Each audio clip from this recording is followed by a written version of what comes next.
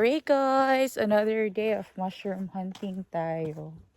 Panibagong gubat na naman to guys na pinuntahan namin. And of course, kasama kayo guys. Baliktad, siguro niya akong t-shirt. Hindi, mandi. Uy, maraming chanterelles dito. Balikan ko yung nakita ko dun kanina. Pero yung gusto ko yung butay, nakita ko dun sa may gilid. Si Sarah natulog guys. Kaya ang nanay makapag-pick ng mushroom. Dito ko nakita. Ayun. Hala, kadami. Hala, kadami guys. Hala, ang iba nag-dry na naman talaga. Ano ba naman yan?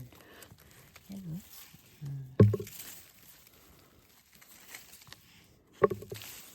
Sabahin na natin ito linisan. Alam niyo na, ang aking anak, pag umiyak, wagas. Lalo na ngayon na nag-iipin siya guys. Wala akong tulog masyado actually. Kasi iyak nang iyak si Sarah.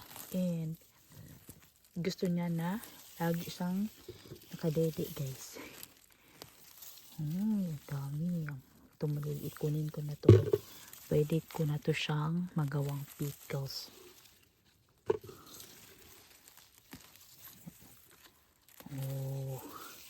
Nakadami na ako guys. Actually, ngayon lang ako nakapag-pick sa forest na to. Ang layo ng dinrive namin ha. Para sa inyo guys. Para sa mushroom hunting. Hindi para dito sa amin guys. Okay? Nakain man namin to. Yan. Dito sa side guys, meron din. Kita nyo ba? Yan.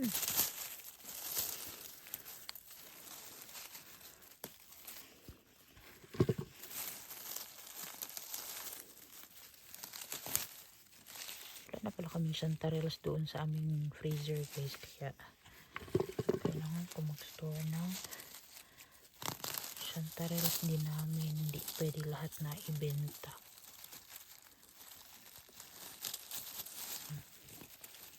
Ang ganda na papatubo na sa gilid lang sila. Ang pagtabo niyan guys, ganyan lang. Hindi na kailangan malalim.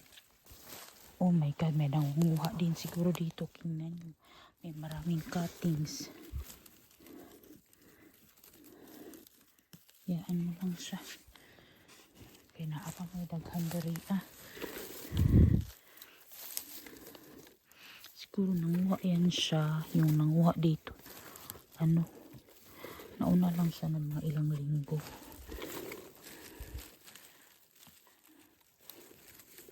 Yan maraming cuttings dito.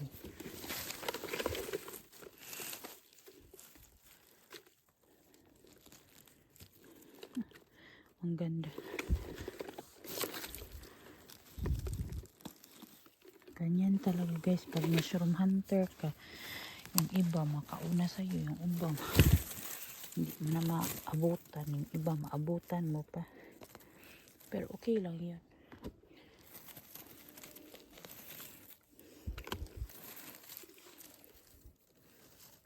Sus na unsa namin tao ni mga lamok, nagsunod-sunod naman mo sa ako Kita niya pa ba itong mga ginapanguha ko guys? Sus, kinuha ko ng lamok. Ayaw diya sa akong ilong. Mubag na akong ilong na. Lisngag na raba na. Diyos mio, marimar.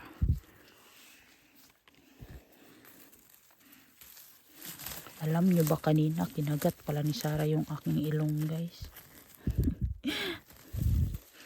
Sus, kinuha ko guys. Tingnan nyo ito. Ano ito? What? Andyan guys sa ilalim. Hindi kayo makalabas mga auntie. Hindi sila makalabas guys. Sa ilalim sila guys.